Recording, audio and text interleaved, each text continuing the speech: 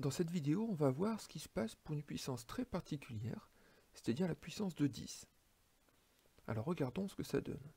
Si je prends 10 puissance 1, d'après ce qu'on vient de dire, c'est 10 que je retrouve une seule fois, donc il n'y a pas de multiplication, c'est 10. Et puis on n'en parle plus. 10 qui, vous le saviez évidemment, s'écrit avec un 0 après le 1.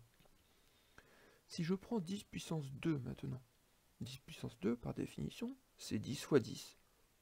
Donc 10 puissance 2, c'est égal à 100. Je me rends compte que je me retrouve avec un nombre qui s'écrit avec un 1 suivi de 2 zéros. Continuons, si je veux 10 puissance 3, c'est 10 fois 10 fois 10, c'est-à-dire 100 fois 10, et ça me donne donc 1000. 10 puissance 3 s'écrit donc avec un 1 suivi de 3 zéros. Bon, je pense que vous avez compris ce qui va se passer. Quand je vais passer à 10 puissance 4, je vais encore multiplier par 10 une fois de plus, et je vais me retrouver avec un nombre qui est 10 000 et qui s'écrit avec un 1 suivi de 4 zéros. Et puis, continuons, 10 puissance 5, je vais remultiplier par 10, je vais avoir un 0 supplémentaire, 10 puissance 6, 10 puissance 7, 10 puissance 8, jusqu'à 10 puissance 9, après ça continue, mais 10 puissance 9 qui est égal à 1 milliard, et qui a un 1 avec 9 zéros derrière.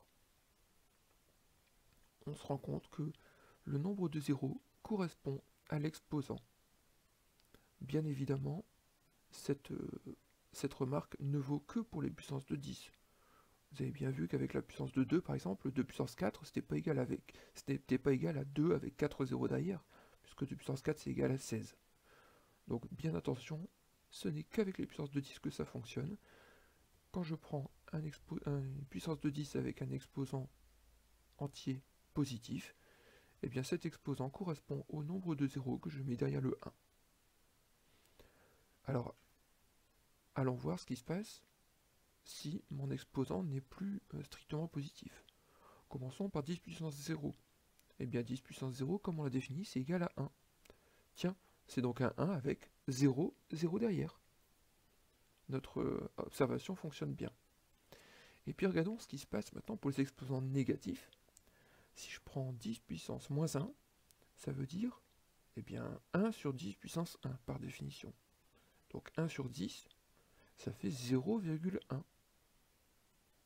Et cette fois-ci, 10 puissance moins 1, le 0 il est devant le 1. Alors bien sûr avec une virgule. Puis si je divise à nouveau par 10, c'est-à-dire je passe à 10 puissance moins 2, eh bien 0,1 divisé par 10, ça donne 0,01. Et cette fois-ci, on se rend compte que les deux zéros sont bien devant le 1. Et puis 10 puissance moins 3, je vais à nouveau diviser par 10, ce qui va me donner 0,001. Je peux continuer ainsi mes exemples et me rendre compte que quand l'exposant est négatif pour une puissance de 10, eh bien la distance à 0 de l'exposant correspond au nombre de zéros que j'ai mis devant le 1, avec toujours la virgule après le premier 0 évidemment.